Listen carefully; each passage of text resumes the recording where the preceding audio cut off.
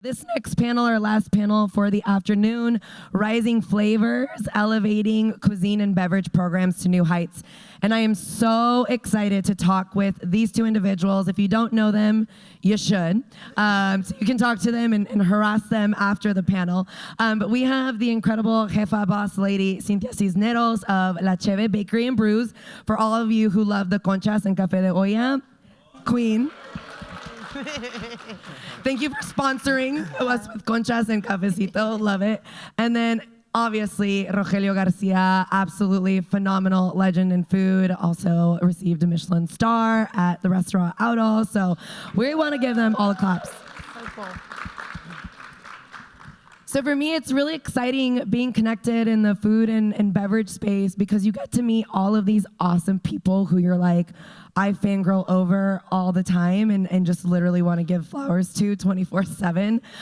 For both of you, can you just start with sharing, I guess, a little bit about your business or your role and how you sort of started your journey, both of you being born in Mexico, and how you've had to work through, really get to where you are today as a successful Chingona business owner and as one of the top chefs, especially this year was James Beard nominated for Best Chef in California.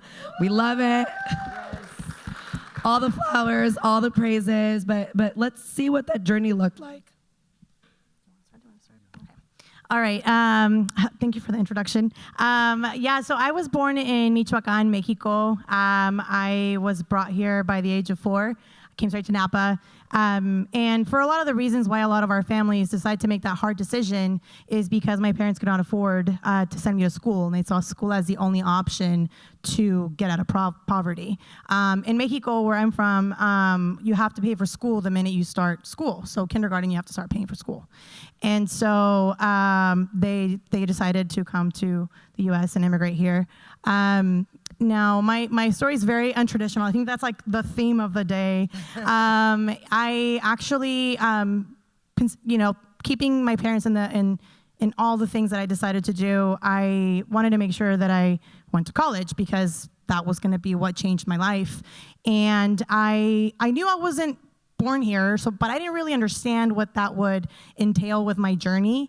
So I hustled to make sure that I got into the best schools for chemistry. I fell in love with chemistry in high school and became very heartbroken at the moment when I found out that I got into UC Berkeley, that I couldn't afford it because I wasn't documented.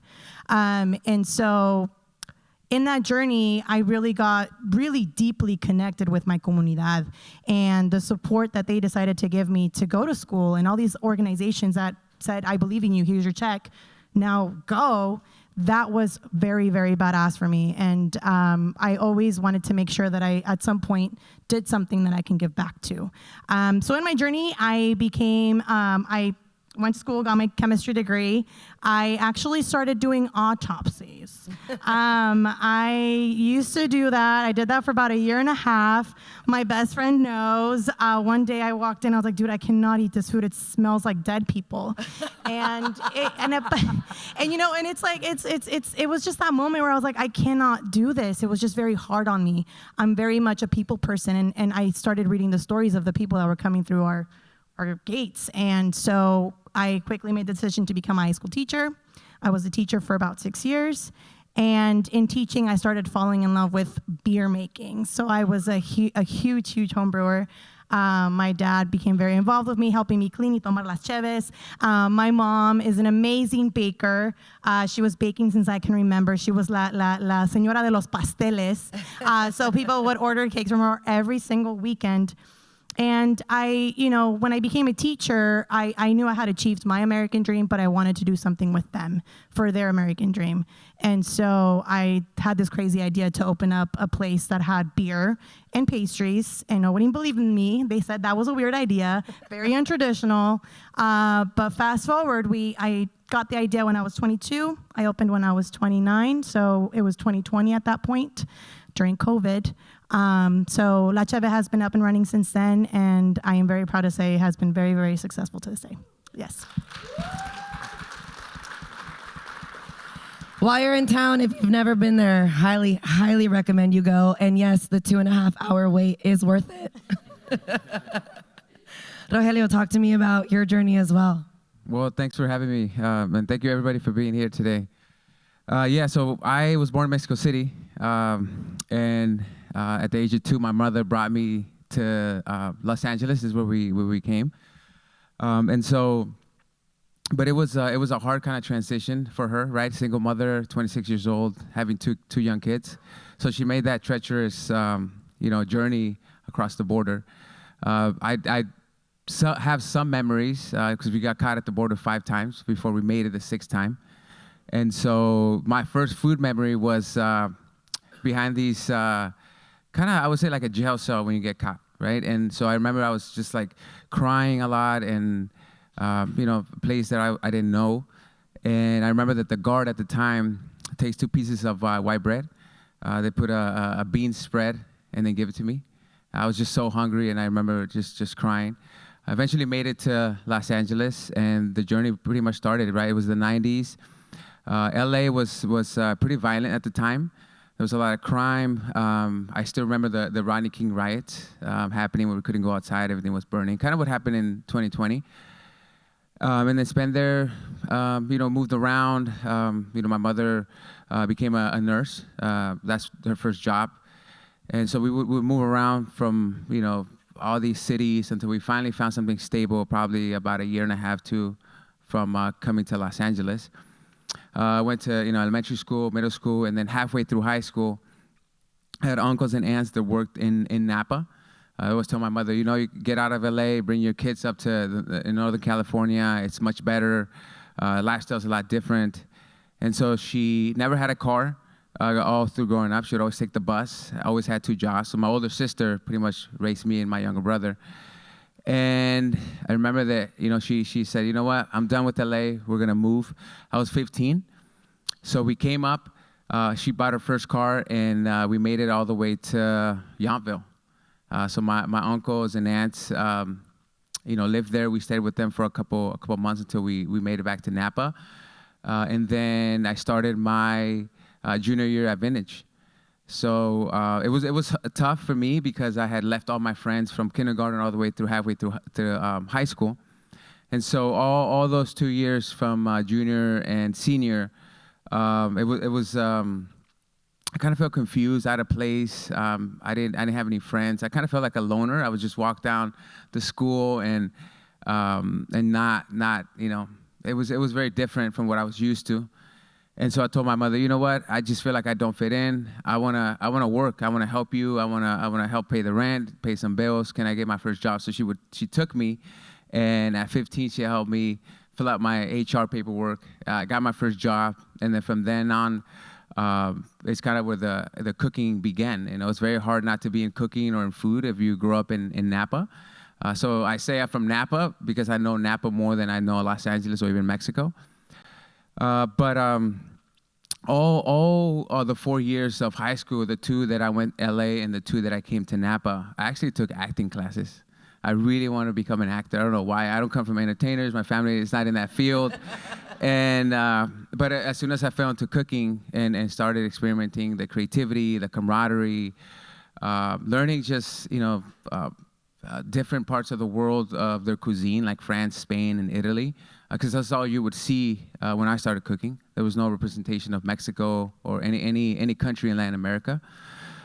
So 10 years after I was in the industry, I felt a little disconnected. I felt like I was missing something from my roots. I felt like a little confused because I was always cooking out of a country that I'm not from.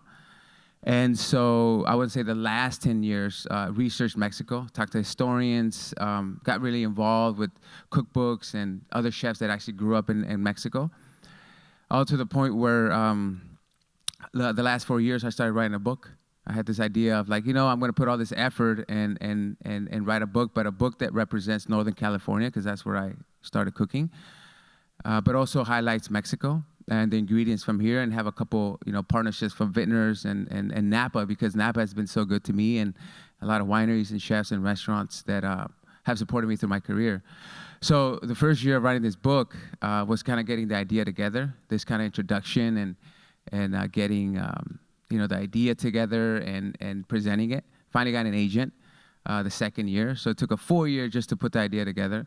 The second year was kind of shopping for publishers. Definitely a lot of rejections.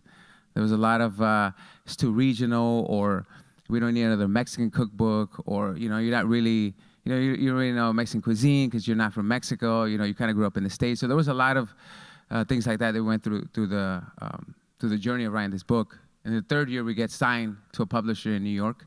So it was, I can see now that it was going to come to fruition. Super excited. First person I texted was my mother. I said, "Mom, I just got my first, book contract. I'm like, I can't believe it." And so the third year was writing the book. I had left Napa about probably for 8 years. I was living in Marin, going to commuting in San Francisco. So I was working in San Francisco. And the third year that I was kind of finishing this book, I decided to move back to open a restaurant called Oro.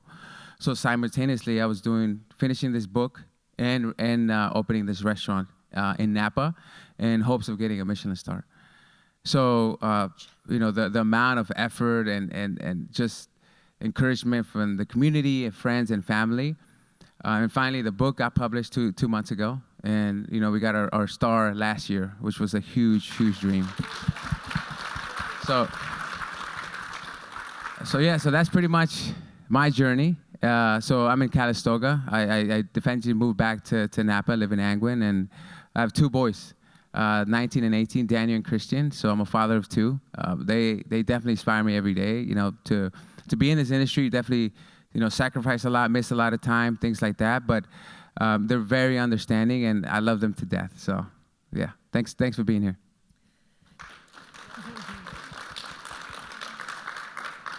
I saw that the Cambridge Dictionary put manifesting as the word for 2024, and I just feel like the power of both of your manifestations on what you wanted, whether that was to be able to work with your mother and your father, or to pay tribute and get that Michelin star and bring that book to fruition. And who cares, whoever was closing their doors on you being like, we don't need another Mexican cookbook. It's like, well, we don't need another rejection. It's just like, es la lucha, like, you want to keep going, right? And I think that's an understanding that all Latinos have. Like, you keep like echándole ganas no matter what's going on. And I know, Rogelio, with your story as well, like when you first filled out those applications, I know part of your journey as well in the kitchen, like you started off washing dishes, and here you are with your Michelin star, with your own restaurant, and it's super powerful. What do you both see, and Cynthia, you as well with your business, what do you both see in the hospitality, food and beverage space as your role as it relates to like fostering that representation for Latinidad in an industry that, I mean, if we all go, usually people who look like us, who are Latinos, are very much kept behind closed doors and aren't given the opportunity, and sometimes have even been told, and Lynette touched on this earlier, like, you can't be at the face at the front, right? Like, we need somebody else. Like, so how do you now see your both successful roles as being able to foster in not only that representation for people who are looking up to you, but even for your own culture and how you bring that forward? Loaded, I know. Yeah, okay. I think what's being in this position, you quickly realize that you are blessed to now have different platforms that maybe people that look like us don't really partake in. And so I feel like I'm going into spaces that I feel like I have a bigger duty now. Now it's just not me and my mom and my dad. Now it's a whole community of people that I am now representing, and I want to give voice to. And I want to make sure that, this little shy kid that could not even get in front of anyone to talk or speak, like, now I get the blessings to get invited to come to things like this, and that pushes myself out of my comfort zone. But again, making sure that I speak truly and very, very just authentically on who we are. And that being said, I think the best way to connect people, right? I mean, Alumbra Sellers, she connected it with food. And I think having that platform it's so easy to kind of hook people into our cultura, because food is something we all know. And it's an experience, right? We all love storytelling. We all love experiences. And what better way to do it than with food?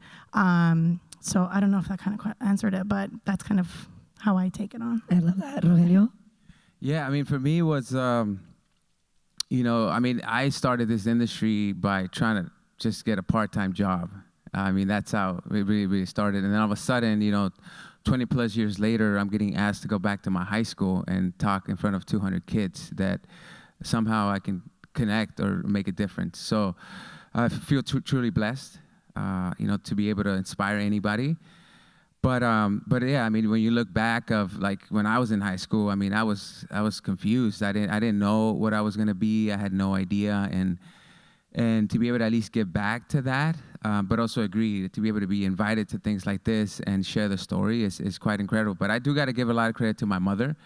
I think a lot of those, like those parents that made that journey to here. I mean, I wouldn't be here if it wasn't for her, and for her to really make that move. And I mean, I could only imagine the amount of stuff that she would that would make her do that and cross that border and leave her family. And at the time, there was no cell phones, there was no social media. You pretty much left and in hopes of you making it. So I'm just excited, and I always have to thank my mother because she did pass the torch, and I hope that I'm able to at least give back to the younger generation. I think that everybody would be so proud of what you both have built and continue to build. And you started talking about your book. Cynthia, as I was walking in to get the conchas and café today, I saw in the kitchen, it was displayed. It was so cool. I love the words that they used. Yelp had best place to brunch out of everybody in this area by Yelp elites. And I was like, ooh, those are people who must eat a lot and review food. Also, the North Bay this year listed you as Napa County's best place to brunch. You have a list of accolades. You've got your Michelin star. How do you both stand out in such a competitive market? Because I mean, there's food establishments everywhere, right?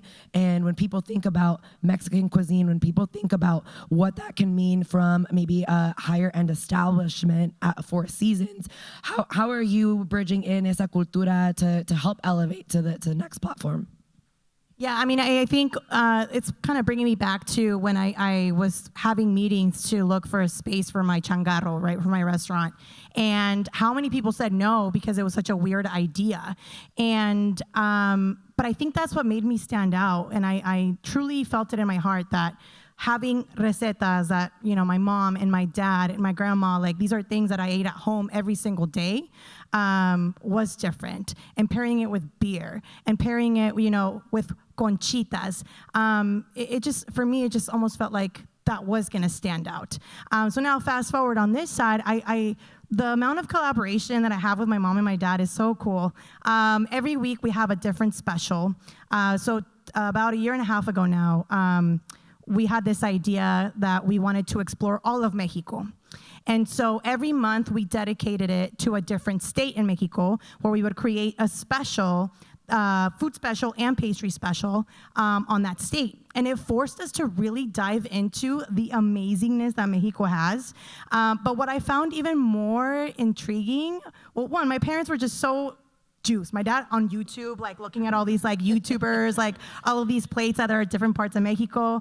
My mom, her excitement to just create something completely different out of her comfort zone and being comfortable with that as traditional, Mexicanotes, that's something really cool to see on my end of the thing, of everything.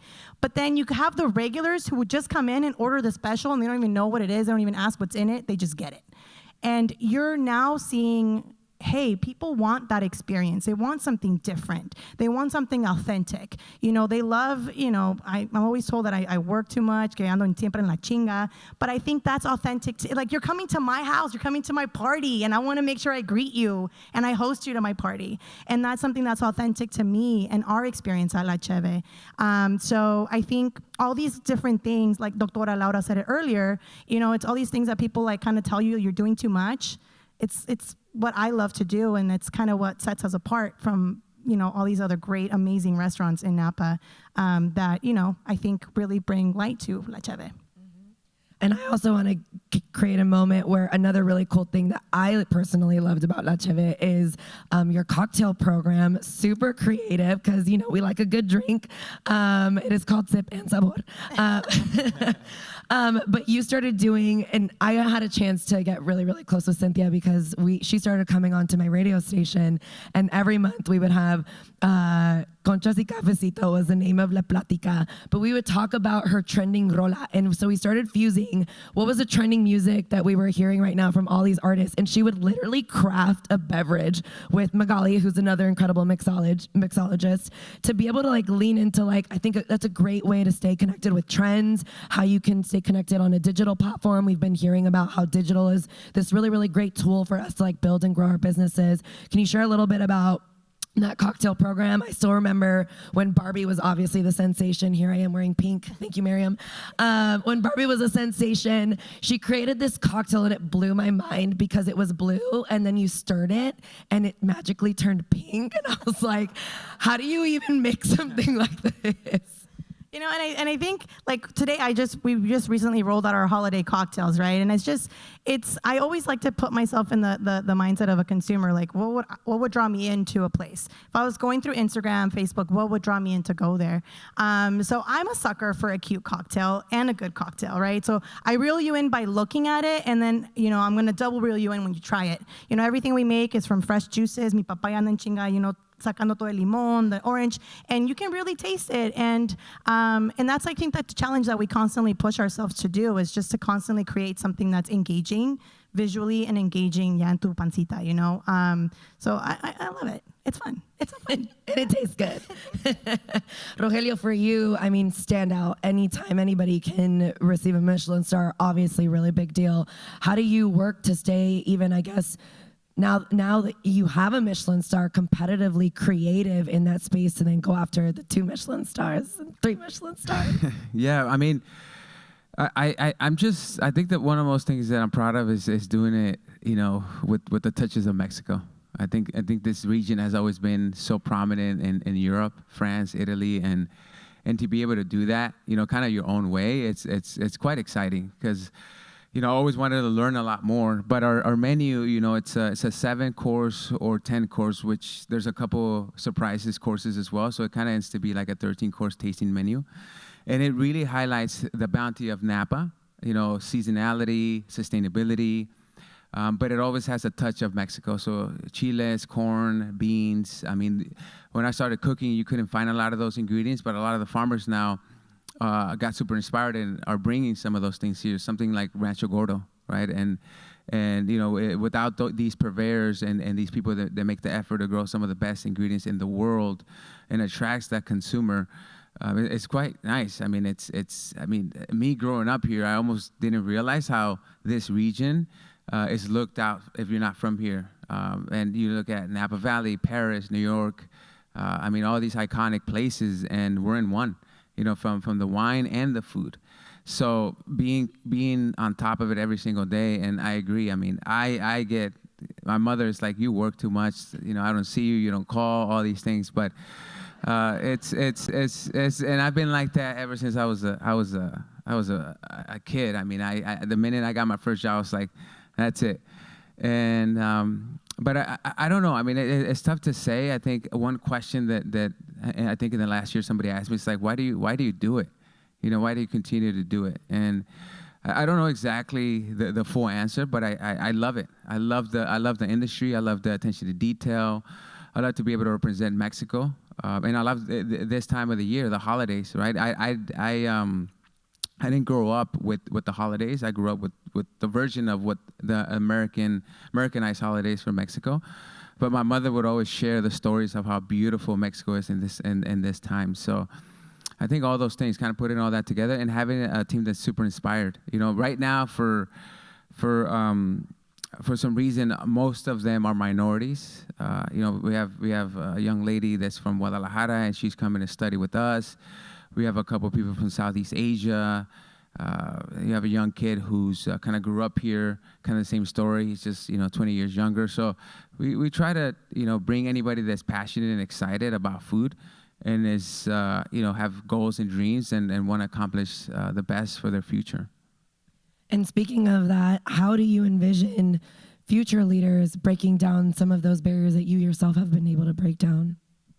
Well, I mean, I think you make it as far as you can, and then hopefully somebody gets inspired to do to the next thing. I think as a chef kind of nerd, I want to see the first 3 Michelin star Mexican chef, whether it be me or somebody else. But that'd be a huge accomplishment because that's the ultimate in the elite. You gonna get it done. That's a lot of work.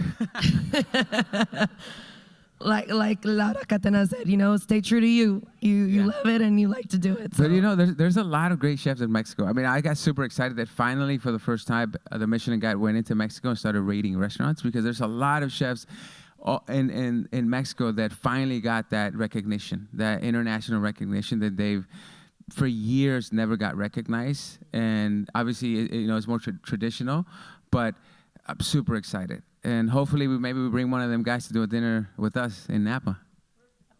Love it. We're all there. Yeah, I mean, I think, when, if you think back to when you were growing up and who you looked up to, right? And what stories kind of stuck with you and who you remember, I think it's just like Rogelio said, it's just, you hope that someone kind of just sees it and that they get inspired by you to continue doing it. But I think primarily it's sharing that story, right? It's being vulnerable.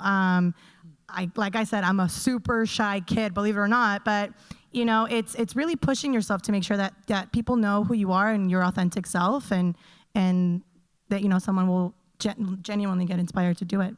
Absolutely. Now, looking ahead, obviously now we have a book to celebrate. Share a little bit. Right. We do have those available for signings and purchases outside afterwards. Talk to me about what's been the greatest joy that you have found in creating that book. Oh, the greatest joy. It goes all through the process. There was a lot of definitely stressful moments. I missed a lot of deadlines. Had to ask for extensions, things like that. I mean, life just happens. But I try to remind myself all through those stressful moments of like enjoying the process, because this is, I tend to forget that it should be a special moment, right? And that it's gonna be out in the world. And to be quite honest, I never thought that I would ever create something. God forbid that I'm no longer here, that it will live on if I'm not here anymore. So, and pass down to my kids, and hopefully their kids. One thing a message that I got was that there's this one of the oldest bookstores in New York City. It's pretty kind of chef driven, and there's only cookbooks there. And this colleague of mine sends a picture that they had my book in that store in New York City. So for me, that was like one of the biggest accomplishments, because being in New York City, and I remember the first time that I went there, and we did a dinner, and I brought my mother like about 10 years ago. So there's a lot of emotions that go with New York City, and having that book there this year was incredible. Can I share something about his book? Yes. Okay, so I already just told them the story, so I'm so sad you have to hear it again. But so recently, I've my parents and I work a lot. My friends know we work a little too much, but I wanted to start, pushing my parents to go on these like really cool experiences, dining experiences in Napa Valley that we traditionally don't really take advantage of. And so I just went online to search for something cool, something kind of a little bit bougier. But it'd be cool if it was like something with Mexico, right? Because that's something that's familiar to them, but also pushing them kind of to try something completely different. And randomly, I saw that 3 weeks from that day that I was looking at it, there was this chef Rogelio that was going to have a cool pop-up at Angel, which is a beautiful bougie experience of French, right? French food in town. And they've been around for years. And he was gonna have his flair, his Mexican flair, showcasing a lot of the plates from his book. And I was like, how badass is this? So I bought the tickets. My parents had the most beautiful time. Like, I cannot describe to you how you brought my parents back with a lot of the flavors, and I'm so emotional by it, but they had such a good time. And He came out later on, introduced himself, not knowing nothing. We didn't know each other. I just met him that moment. And my parents left so happy. To this day, they're like, ese lugar estaba bien chingón. And it's like, it's so cool, and it just really shows you, like, I hope you understand that the power that, yes, we all know food, but the power that it is to have someone that looks like us to do something like that, that's badass. So, yeah, we had a great time. It was so fun. Thank you. Yeah, I just, thank you for coming to the dinner. Her parents were so sweet, and I don't know why I kept, the goal for me was to say hi to everybody, but it was 250 people, and I haven't been in that kitchen in a long time, and everybody in that kitchen had questions, things like that. But for some reason, that table, as I was like, I didn't go and say hi to that table, and I did, and we talked, we took a photo, and their parents were so sweet. So, but the community kind of came out and supported, which is a huge thing for me, because growing up here, and only seeing American chefs, prosper, and people that look like me being at the bottom and eager to get these positions or to have that success was something that I could only dream of. But the other part of it is that, yes, there's a Michelin star, but the amount of failures that it takes, it only comes out once a year. There was moments where you look at the list and in hopes of being there, and you're not there, and you have to like pick yourself back up and try again, and really look in the mirror and say, you're not really good enough, so what are you gonna do? Like, how do you improve? How do you research more? How do you become better? How do you ask questions? Like, putting yourself that vulnerable into something that means a lot. I mean, there's many moments where I guess it's normal, but I wanted to walk away and say, I don't want to do this anymore. But the continuous persistence in doing it, that goal of getting it was a dream of this like 15-year-old boy that walked into the kitchen for the first time. So, but thanks to Napa, thank you guys for all the support, and there'll be more book signings throughout the Bay Area, but eventually I'll head out to out of state, because there's a lot of Atlanta. There's a big Hispanic community in San Diego, Austin, New York City, and I'll kind of just want to share the book as much as I can.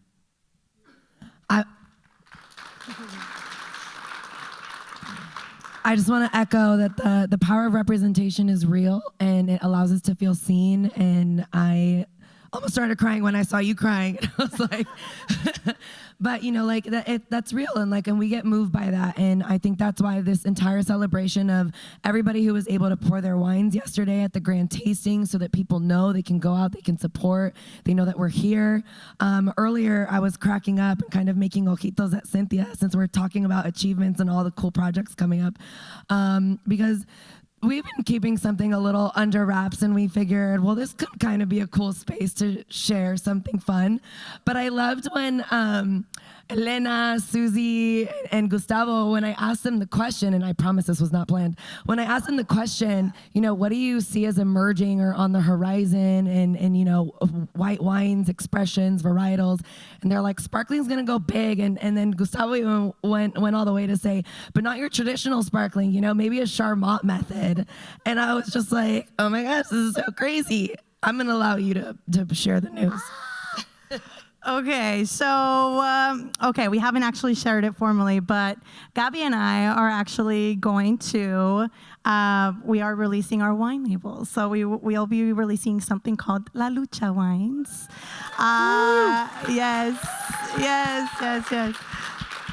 We've been working on this project for over a year now, and yeah, we see the love and the joy that comes with popping a bottle of bubbles, and what that feels like and what that tastes like. And we understand la lucha, la chinga que va, with everything that you do to provide, for the families, for that wine that was being made, and I think it just, we're just so excited to put it out there and have you guys try it soon. And by soon, I mean directly following this celebration. So all that to say, we're really excited to share that with everybody today, and we couldn't be more excited. Nobody has tasted this wine, so literally besides us. And Gerardo, shout out to Gerardo for being our winemaking consultant. Just really, really awesome. Again, the spirit of collaboration, as I said, is strong. And I think when people unite together, whether it's for conferences like this or for launching a product or whatever you want to do, and staying authentic to you, to your story on what resonates with people, what resonates with your upbringing, things like that, really important. And I hope everybody, not just from this session, but from the entire festival, really took away the heart and core of that messaging that we really wanted to push with Sip and Sabor Festival. And please continue to support Hispanics in Wine and Spirits. It is a beautiful nonprofit organization that is trying to do so much and create so much change specifically for not only the Latino consumer and bringing us into the equation, because we love to celebrate. We don't mind spending money when we know that we love it and we feel seen in it, but equally for the people who are in it on the trade side, through food, through beverage. So I just want to say thank you to all of you. Thank you to the greatest cherry on top of a 2-day for us finishing and wrapping up with this panel. And but before everyone starts clapping, because I know you're going to clap for them, I do want to open it up for any questions that anybody might have for Rogelio or Cynthia. Well, I just want to say I'm Gabby's mom. Nice. I love her. That's not a question. We got to get you a mic. We got to get you a mic. We're streaming virtually. We got to get you a mic. No, we got to get you a mic. We really have to get your mic. Sorry. Anyway, I'm Gabby's mom. I'm so proud of every single panelist coming here today. And I'm so proud of Gabby. And even though she always says that, I'm not very, I'm shy and these and things. I know that she way inside she has a big heart for everybody. And you guys are amazing. And you said earlier that you live in England. I also live in England. So Nice. if we can put a restaurant up in England, I will big time support you on that, okay? And best of luck to both of you, Thank you. okay? Thank you. We have a question from Sam. I just had a question for Rogelio. Your Michelin star, was that something that you were aspiring for, or was it just, you just wanted to cook and eventually you worked so hard at it that it happened, or was that a plan? That was your goal? Well, it was, I just wanted to cook. It started as I just wanted to cook, and then this region is so prominent, all the restaurants get rated through California now, that it became a goal. It truly became a goal, and it's just, you don't know when you get inspected. That's the hardest thing. They're very lucrative by that. You don't know when they're in the dining room. You don't know who they are. So I guess the mindset needs to change of just everybody is consistency and we treat everybody the same and things like that. But yeah, it was definitely a goal when it mattered, and I whatever I didn't know, I tried to research either through cookbooks, asking questions, watching YouTube videos. I remember this, after work, going to my house and watching Jose Andres' YouTube videos on UC Davis. So he did a talk there, and so writing notes, just experimenting at my house on my days off, just cooking, making things, sauces. And so it was the work of years to put together. And it's not just the food; is having a team that's inspired, a team that believes in you, and the community behind you. I mean, there's so much that goes into it, and I just I'm still a student to leadership. I still feel like you can get it right some days it's not, some days it's different. But I'm just excited and to be able to do it here in Napa. Sam, you had a question?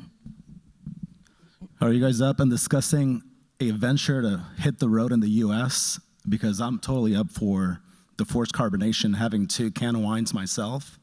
enforce carbonation and going through the legally side right now of a carbonated mushroom-infused beverage because psychedelic mushrooms are legal in Oregon. So that's going to come in the future. I got to look at the legalities of what states that can go to, but are you guys up in discussing the idea on hitting the road of music, food, and cultura sometime? That sounds like a party. Always down. I mean, the thing is, I don't know what I don't know, right? Until I invite that conversation to happen. So yeah, let's go get some coffee. I'm down to talk about it, yeah. Yeah, the same, yeah. Do it. And let's continue those collaborations because that's exactly what we're here to do. Thank you, everybody. I'm really grateful and appreciative. Maria and Lydia, can I get you both on stage, please?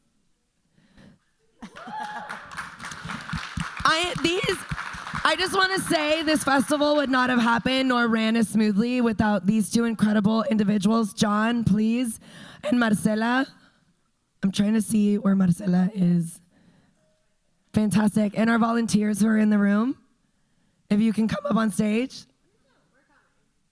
Oh, don't be shy. Don't be shy. I just want to give credit to Steven, too, El Capitan. You've been helping out all weekend. I really want to give credit to all of the individuals that it takes to really pull this off. And it's really surprising and mind-blowing at the same time how you can take this idea that you have in your head and literally bring it to fruition and share that with all of you who invested in this conference. And it literally could not have been done without an entire team. Going back to the spirit of collaboration, it is important to have that community. So I'm grateful to this community for showing up. I'm grateful to this community for showing up and absorbing, and for all of our panelists who also took the time to come from Argentina, to come from Oregon, to come from different parts of California, literally everywhere. This is what makes the magic happen, and I want to make sure to give Lydia and Maria an opportunity to share a little bit about Hispanics and wine in case you missed it yesterday. Thank you, Gabby, and also kudos to Gabby for emceeing and moderating a million. No voice. I know, with no voice today, but she made it through, and that's, la lucha. You continuing la lucha there and sharing stories. And just also shout out to our volunteers yesterday who are not here today, but there's a bigger team that were executing yesterday behind the scenes. And in terms of Hispanics and wine, long story short, and spirits, thank you. With Lydia and myself, it was, again, just an idea because we couldn't find that space, that collaborative community online to connect, being in New York, to California, to other places in the country and internationally. So it became an idea to an Instagram account, and then 2 years later, or less than that, a fully nonprofit. And we've been so blessed, but also we wouldn't be here if it isn't for community, for partnerships, for people who believe in us, for people who support through sponsorship, through their time, across board. And I think that this is a really big milestone for Lydia and I, as, again, seeing that idea and seeing Sip and Sabor, and obviously with Gabby, when we've had these conversations and being our board member, it's just been a really amazing journey together. So thank you. Yeah, again, thank you everybody so much for being here. That's a big part of why we do this. We want to, get you guys together, network, get, ideas, just like we had with Sam and Cynthia, and seeing that evolve and get that ball rolling is just so heartwarming and fulfilling. So thank you all. Cheers. And that's a wrap. And that's a wrap for year one. Let's go enjoy La Lucha Wines.